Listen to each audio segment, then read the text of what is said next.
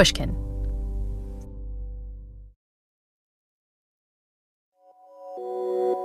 The stock market crash of 1929 and the Great Depression that followed quite reasonably scared a lot of people. Fortunes were lost, savings disappeared, factories closed, and jobs evaporated. The only places doing a roaring trade were soup kitchens and bread lines. Things looked bad, with no end in sight. But one man wasn't that worried. We are suffering just now from a bad attack of economic pessimism. So said famed British economist John Maynard Keynes. It is common to hear people say that a decline in prosperity is more likely than an improvement in the decade which lies ahead of us. I believe that this is a wildly mistaken interpretation of what is happening to us. People were having trouble keeping a roof over their heads and food on the table, but Keynes wanted them to look to the far horizon. My purpose is to take wings into the future. What can we reasonably expect the level of our economic life to be 100 years hence? What are the economic possibilities for our grandchildren? You might recognize the voice reading Keynes's words. It's my colleague, the economist Tim Harford from the Cautionary Tales podcast. Tim's very familiar with Keynes's rosy predictions about what life would look like in the year 2030. Keynes thought that the Great Depression was just an economic blip, albeit quite a painful one. He predicted that thanks to industrial and scientific developments, the economy would boom, and that the standard of living enjoyed by people would improve dramatically. Indeed, he suggested that most people would be so rich that their struggles to make ends meet would be consigned to history. At last, they'd earn more than enough money to pay their bills in just a few hours each week, with the rest of their time freed up to enjoy life. To people in 1930, these predictions must have been mind-blowing. Keynes believed his grandchildren would enjoy a 15-hour work week, with ample time left not just to relax and leisure, but to engage in a host of purposeful activities, like increased kindness and civic participation. And Keynes thought our whole attitude towards work would change radically as a result. When the accumulation of wealth is no longer of high social importance, there will be great changes in the code of morals. The love of money as a possession will be recognized for what it is, a somewhat disgusting morbidity. Well, dear Happiness Lab listener, congratulations, because you are currently living in that utopian time that Keynes envisioned. How are you enjoying your 15-hour work week? To Keynes's credit, we do have a much higher standard of living than our grandparents. We also have smart TVs, dishwashers, microwaves, iPhones, and the internet, fun and time-saving gadgets the people of 1930 could only dream of. But although Keynes was right about our increased incomes, he was wrong about what would happen to our sense of busyness. Rather than living relaxed lives of leisure, people in 2024 are working harder than ever. Americans today work 10% more hours than they did in the 1970s. Economists have also observed a shift in the last few decades in the usual relationship between a person's wages and the number of hours they work. Historically, people who earn less money tended to work more hours. But that relationship has now reversed. These days, it's higher-paid individuals who are spending more time at work. They also report significantly more time stress than they did in the previous decades. If Keynes had lived to see what workaholics we've all become, he'd be very sad. Instead of a utopian work-life balance, our generation got side hustles and career cushioning and time hacks and overemployment and burnout culture. I've been thinking about Keynes's predictions a lot these days, because lately I've been feeling busier than ever. I'm privileged to have a great standard of living and a job I love, but my to-do list feels endless. I spend a lot of time feeling frantic, fantasizing that any day now I'll finally be able to get through all the stuff on my plate so I can take a breather. But that fantasy day of rest never seems to come. And what's my solution to feeling so overworked all the time? It's usually to double down on my busyness. I try to get through my to-do list as quickly as I possibly can. So I work long hours and multitask whenever possible. But this endless quest to optimize my overloaded schedule usually winds up increasing my sense of overwhelm rather than decreasing it. I end up feeling like everything is urgent, and not just when I'm at work. Somehow this obsession with using time well leaks into my leisure time too. In the rare moments I do get a break, I feel anxious that I'm not getting enough productive stuff done. And, as is probably obvious, none of this overwhelm is all that good for my quest to feel happier. So in this episode about the happiness challenges that I struggle with, I'm going to explore how I and so many others got this messed up when it comes to busyness and productivity. Are we doomed to our relentlessly overloaded schedules? Or can we claim the leisure time that Keynes envisioned as our generation's birthright? Our minds are constantly telling us what to do to be happy. But what if our minds are wrong? What if our minds are lying to us, leading us away from what will really make us happy? The good news is that understanding the science of the mind can point us all back in the right direction. You're listening to The Happiness Lab with Dr. Laurie Santos.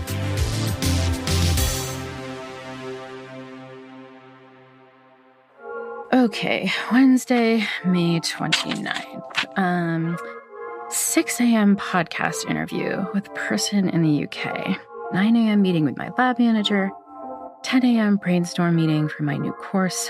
11 a.m. Zoom podcast recording. Looking through my schedule on an average day, I'm pretty much doing 10 plus hours of work. Oh, and I have to make my husband's birthday cake. What happened to the 15-hour work week that Keynes promised us? If you do well in a career or professional area, you can actually expect to get busier and busier and busier. Writer Oliver Burkeman has shared my sense of overwhelm for decades. He always had too much on his plate, and like me, he tried many a hack to tame his overloaded schedule.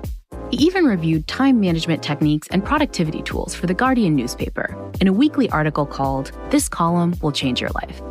Oliver desperately tried anything and everything to get his packed schedule under control.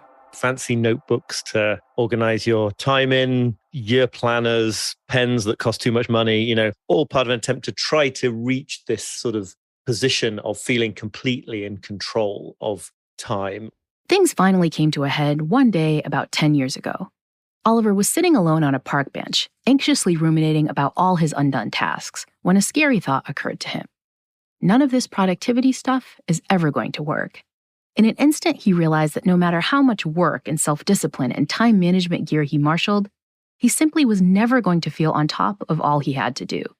That dream of getting everything he needed to get done, it was always going to remain out of reach.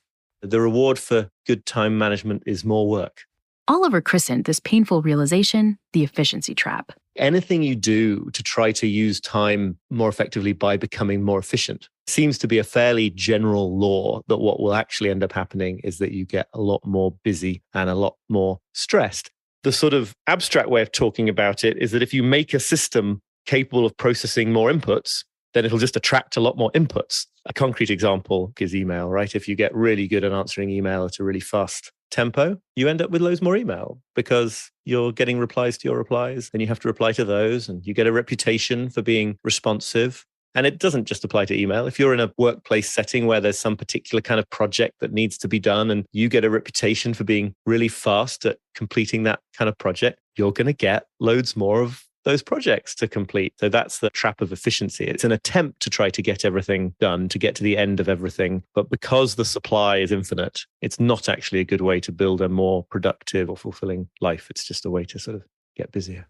Oliver argues that this sense of overwhelm has begun to take over our entire modern existence. But we're not only overwhelmed by work tasks, by email, by things that we have to do, we're overwhelmed by potential experiences we could have, bucket list places we could go, things we could be doing on any given evening, people to date, depending on your context, so there's all these kind of different ways in which there's just more experience to be had in the world. And so I think that leads to a sort of permanent state of feeling overwhelmed.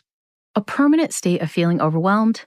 Yep, that pretty much describes my life these days.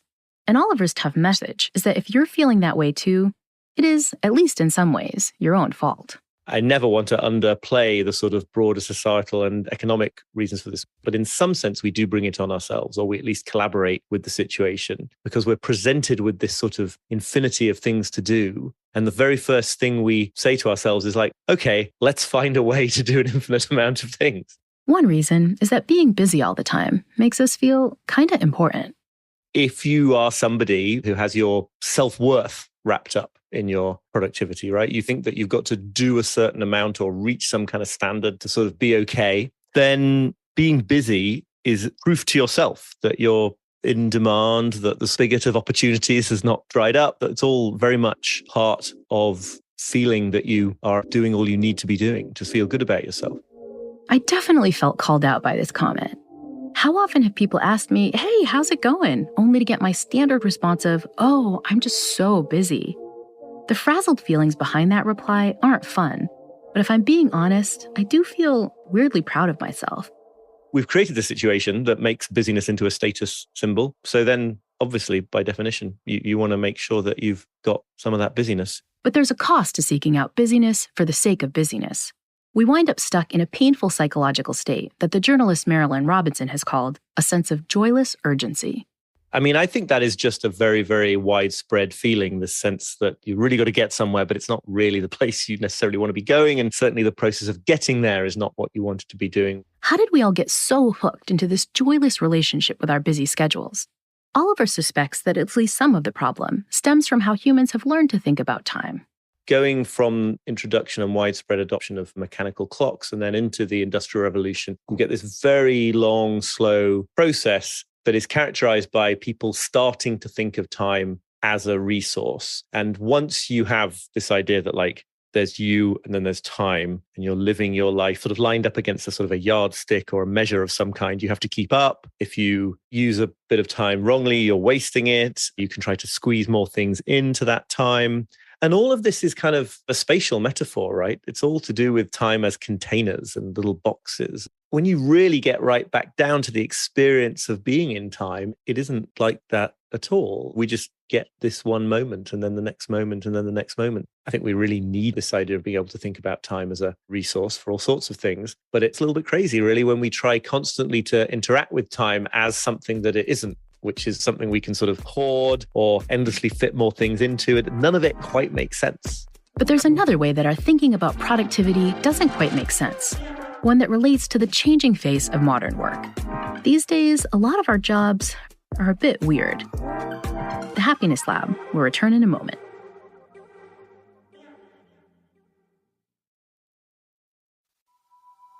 Up until about the mid-20th century, we had really clear, well-defined definitions of productivity.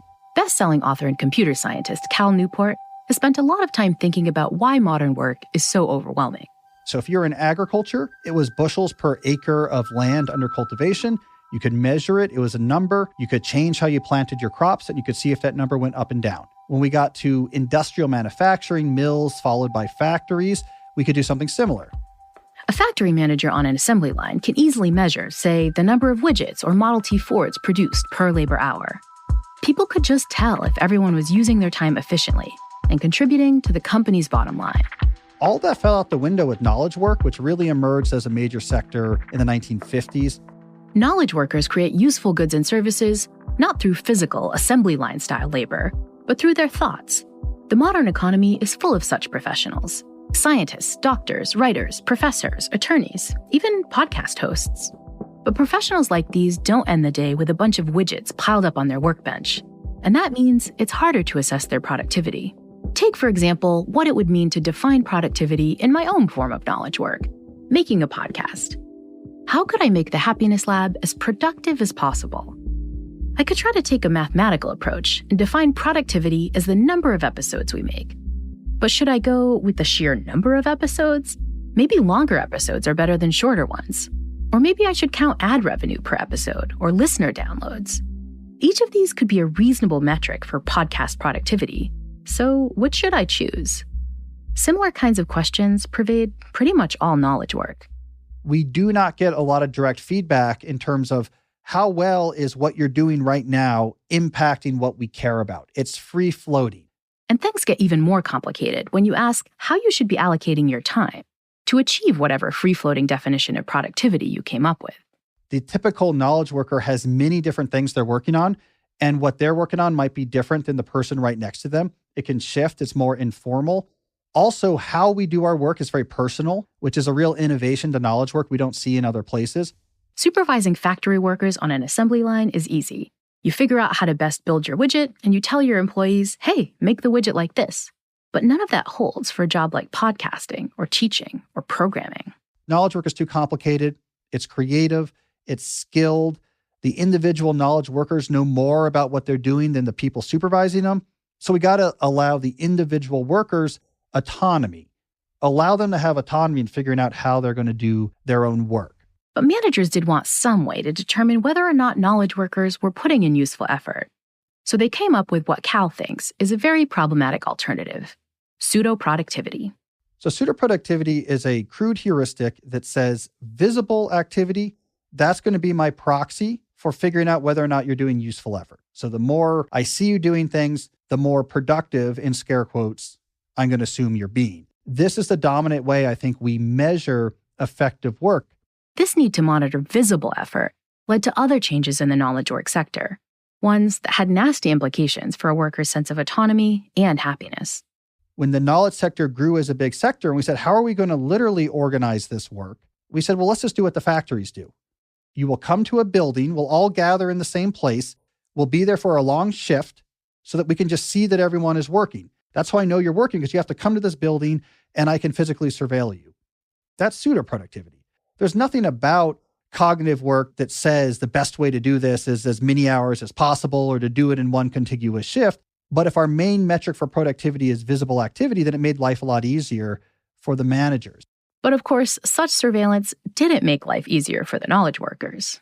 Pseudo-productivity makes us miserable and has been making us more miserable. It barely worked until about the 2000s. Then digital technology entered the scene and it spiraled out of control. Because now I can leave a trace of me working or not working by doing emails, etc., anywhere. Now there's an unlimited supply of work, because one of the things the digital age brought to us was zero friction work assignment. I can just, hey, can you handle this send? Boom, it's off my plate. This emergence of email and Slack channels and team meetings and group texts meant that workers had way more opportunities to show off their visible activity. And managers quickly took notice. Hey, I haven't really been seeing you in the email chains recently. You weren't at these Zoom meetings. You were slow to respond to the Slack chat. What's going on? Maybe you're not being productive. But managers weren't the only ones to embrace pseudo-productivity. Knowledge workers soon began to internalize this notion. Practices like clearing your emails to achieve inbox zero and being on Slack after hours became almost as important to workers as the projects that made up their true job descriptions, especially since incremental progress on the big projects will always be harder to show off. You don't know if I'm at home or I'm in my office, you're not nearby. You don't know that I'm working deeply on an article. That leaves no trace. But if I'm jumping onto email threads, that does leave a trace. And so it biases us towards what's going to leave the best trace through the environment of pseudo-productivity evaluation. And this desire to leave some tangible evidence of your efforts has a terrible effect on the actual output of knowledge work. So one of the consequences of pseudo-productivity is that it gets in the way of the ability to give the most important things you do unbroken attention. How do we get our brain to actually produce value? It's the ability to focus intensely on something. If you want to produce the best things you're capable of using your brain, you don't want to be distracted. I want to focus on this hard thing I'm doing until it's done. Pseudo-productivity punishes that. I've totally been punished by my internalized pseudo-productivity. I'll be in the middle of writing a podcast script or an academic paper when I'll hear a ding from a text. So I peek at my phone, get distracted, and take longer to finish the task I'm really supposed to be focused on. And that sense of distraction doesn't just bubble up during actual interruptions. Whenever I find myself deep in a writing project, I'll inevitably think, I haven't checked my email in a while. I wonder if there's something important. Next thing I know, I'm deep in my inbox. I've internalized the importance of visible activity so much that I start feeling anxious whenever I'm not engaged in it. And that anxiety gets worse when my bigger projects fail to produce an obvious output for a while. It feels almost easier to spend my time on dumb, pseudo-productive stuff like clearing my inbox. And now we have whole departments, we have whole teams and organizations producing a lot less valuable work because we are servicing this crude proxy that doesn't actually get to the core of what it means to be productive. It's completely cross purposes. But pseudo-productivity doesn't just impair actual work productivity. It also increases our stress levels and decreases our happiness. There's an unavoidable consequence of pseudo-productivity that you're going to get overloaded, and you're going to stay overloaded. Saying yes to someone asking you to do something is very important, right? Because that's a very clear signal of activity. We have to get rid of pseudo-productivity. We need much more humanistic, psychologically aware, and evidence-based approaches for saying this is what we mean by productivity in the knowledge sector. Thankfully, Cal has come up with just such an approach, one that he outlines in his fabulous book, Slow Productivity, The Lost Art of Accomplishment Without Burnout. Accomplishment without feeling burned out? Sign me up. Cal's idea for slow productivity was inspired by the slow food movement, a campaign in the late 80s pushing back against fast food culture, arguing that people should take the time to grow and cook their own healthy food. Slow food actually gives us a couple really good ideas for how to form a reform movement. One, it says, when dealing with a cultural situation that's displeasing, don't just attack what you don't like, give a positive alternative. The second part of their reform program was, don't just try to create the better thing looking forward. Make sure that you're also drawing from wisdom that has accumulated in the past. Cal now applies this same approach to fixing our overwhelmed schedules.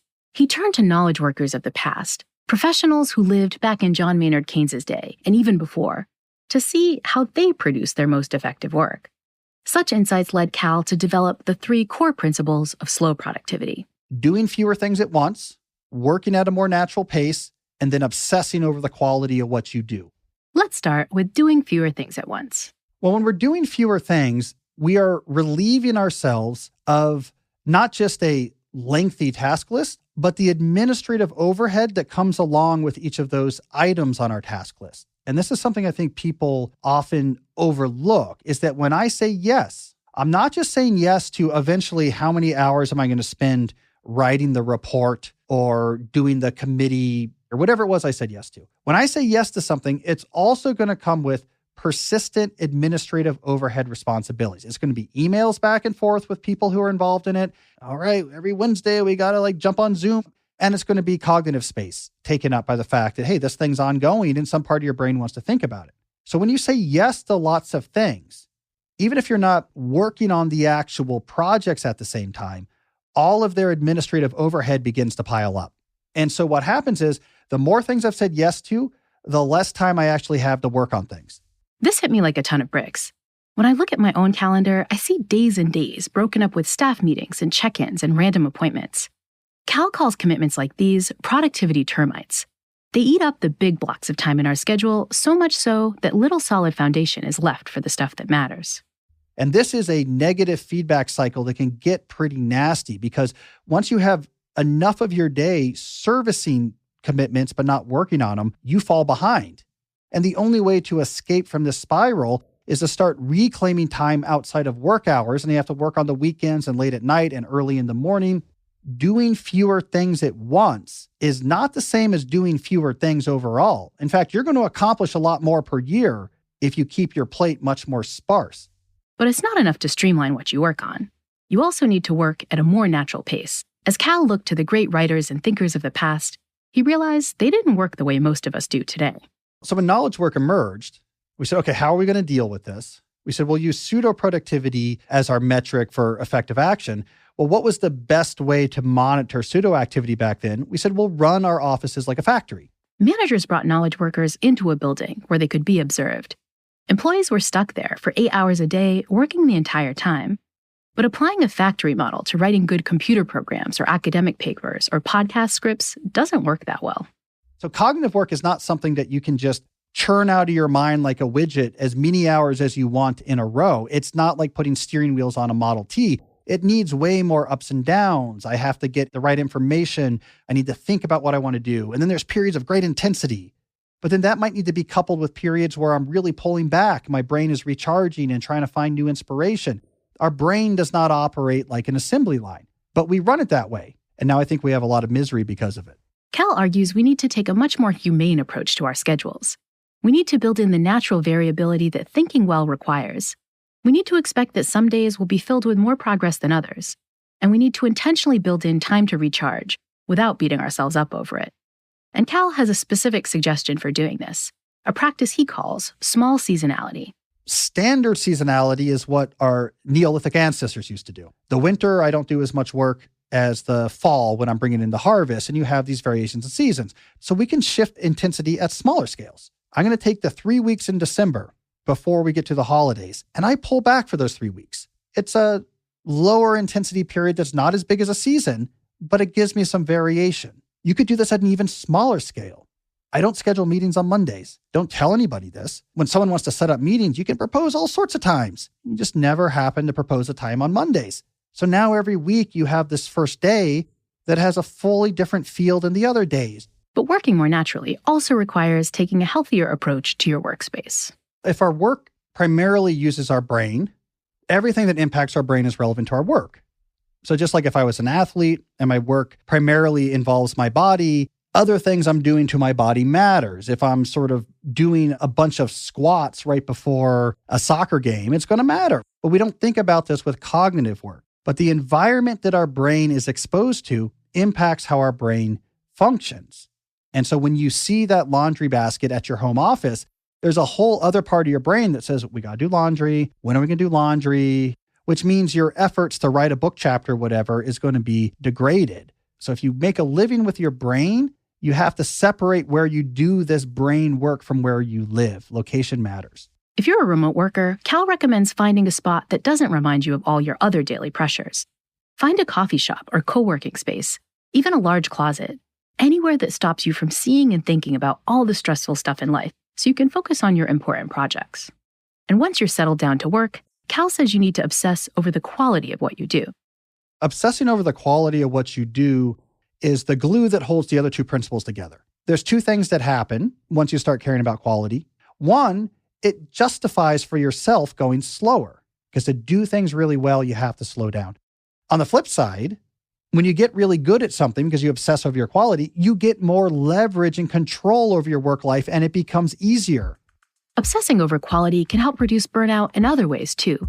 Burnout typically emerges when we experience what clinicians call a values mismatch in our work. We want to produce work of a certain standard, but we just don't have the time or bandwidth to accomplish that.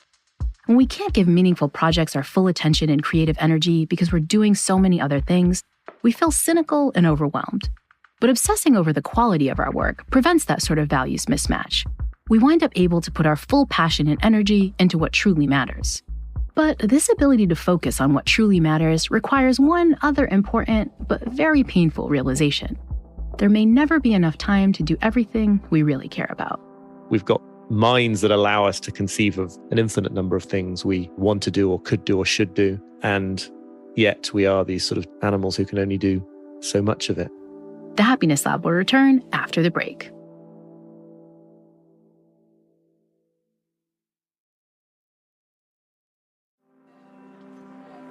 The desperate side of being a productivity junkie is that it is an attempt to sort of not have to confront certain truths about either one's own life or human life in general. And the fact that, in the case of time management, there just isn't enough time for all the things that feel like they matter.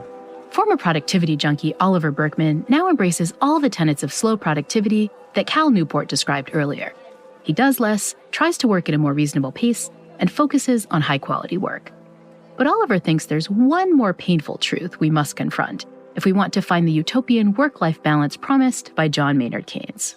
If you're convinced that in the end there must be a time for everything, then you're not going to say no to the right things. You're not going to make the right choices about what not to spend your time on. And as a result, it's just going to be more and more stuff incoming. Oliver explores this idea in 4,000 Weeks, Time Management for Mortals. The 4,000 weeks in the book's title refers to the length of the average human lifespan. Pretty short, right? The important point is just that it's finite. It has an end point. It means that there's no reason to assume that there will be time in a day or in a life to do all the things that feel to you like they matter. No time in a life to do all the stuff that matters. I get what Oliver is saying here, but I find the realization terrifying. I do think that humans have, since the beginning of humanity, railed against their finitude. Most of our worst problems with time, the ways we end up procrastinating, distracting ourselves, feeling unfulfilled, feeling too busy, feeling overwhelmed, can be traced back to various forms of this avoidance, right? It's because we want to make ourselves feel unlimited that we try to set up ludicrous productivity systems that are going to enable us to do absolutely everything. Embracing the idea of a time-limited life can help us come to terms with the fact that we're simply never going to get everything done, which forces us to become intentional about what we choose to do. You don't get to choose not making tough decisions about what you do with your time, but you can make wiser or less wise ones. First of all, ask yourself how much time you reasonably have available, and then decide what are the most important tasks to put into that box. So maybe that strikes people as very obvious. But in fact, I think what people instinctively do instead is the opposite. They get up in the morning and say, what has to be done by the end of today? Paying no heed to the question of whether there's actually enough time to do it. And then you make bad choices. You try to clear the decks. You try to do all the short stuff first, and you find you've got no time for the really important stuff. You end up feeling inadequate and dumb because you didn't get through the list. And it's just a sort of recipe for procrastination and psychodrama. So it's really just about saying, this is the time that is available. Given that, what shall I do? Oliver admits to struggling with this level of acceptance from time to time. Luckily, he has smart time management gurus like his wife around to help him. I remember on a couple of occasions asking aloud in her presence whether I really had enough time left to meet a deadline on something that I was working for. And of course, her response is always like, that's the wrong question. You have this time. The question is, what's the wisest use of that time? All of our time is trade-offs. You're always choosing not to do things. And so the question is just, given this available time, what's the best way to spread my attention and energy? And Oliver thinks one clearly bad way to spend your attention and energy is with constant multitasking. Recognizing your finitude and embracing a limited life means coming to terms with the fact that you're not going to have time to take in every new tweet or blog post or news article. Monotasking requires sacrificing all that. It's strange how difficult it is. It shouldn't be that difficult. Just not always filling every available attentional channel. It's always going to feel easier to veer away from that challenging, difficult, uncomfortable thing to some pleasant and compelling source of distraction. This is especially the case now because we didn't used to have places to go when we got distracted that were explicitly designed by very well-paid geniuses to keep us there as long as possible. On the other hand, we are part of the problem, right? I mean, it is not, in my experience anyway, that I'm sort of sitting, writing a chapter filled with joy and absorption, and then like somehow Elon Musk's Twitter comes and kind of grabs me from my desk and drags me kicking and screaming. No, it's more like I find the task difficult because it matters to me and I'm not 100% confident I can do it. And all sorts of emotions are brought up by doing it. On my better days, I can say, that's that thing again. It's not actually that I can't write this chapter or that I've got to go and waste an hour online. It's that writing brings up these feelings for me because I care about it. We also need to avoid those comforting but pseudo-productive activities. A big one for me is my daily practice of clearing the decks. Trying to get through all your email and little stuff and all the bits of paperwork that you need to be doing. People come in, they feel anxious about all this stuff. There's an itch that needs to be scratched. So you deal with all that first, and then you're supposed to feel very calm and at peace, and you can really focus on the thing that matters. I can't tell you how many hours of my working life are spent on this stuff. Just sending off one more unimportant message so I can get closer to inbox zero. Or doing a bunch of stupid errands just so I can cross something off my to-do list. When I say it out loud, debt clearing is obviously not a smart approach, but it feels so scary to leave so much stuff undone. It's not surprising that we feel anxious, but the wise response to that kind of anxiety is to do what one can to hang out with the anxiety, to tolerate the anxiety, and trying to wean yourself off the practice of clearing the decks in response to it, I suppose. Oliver admits that the strategies he recommends require emotion regulation. But he's come to appreciate how much a more realistic, more mortal approach to productivity increases what he's able to get done. Some people see it as quite depressing. I think it's incredibly liberating to be like, it is not your fault that you are a finite human. And from that basis, you can then try and do the most meaningful things that you can do. I'm still a long way from enjoying the leisure-filled utopia that Keynes envisioned. But making this show has helped me establish better habits. I've put Cal Newport's slow productivity approach into practice. I started doing less at one time and saying no to more projects. And I've stopped checking my inbox as the first work task of the day, which gives me more morning hours for the projects I want to work on. And I'm already seeing the benefits. I'm happy to report that my calendar has slowly begun recovering from all of productivity termite damage. And I'll be trying out some small seasonality by taking a few weeks off from the show. But in spite of this progress, I have been struggling more than I expected with one piece of advice you heard today.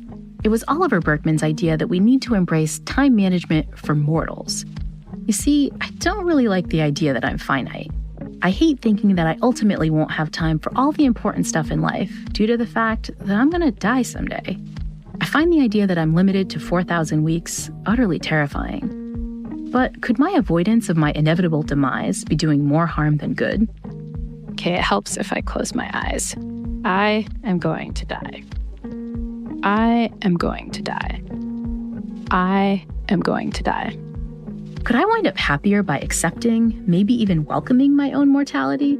How is it literally talking about it right now, us together? No, seriously, I hate thinking about it. We'll get some answers and explore the benefits of memento mori in the next episode of The Happiness Lab with me, Dr. Laurie Santos.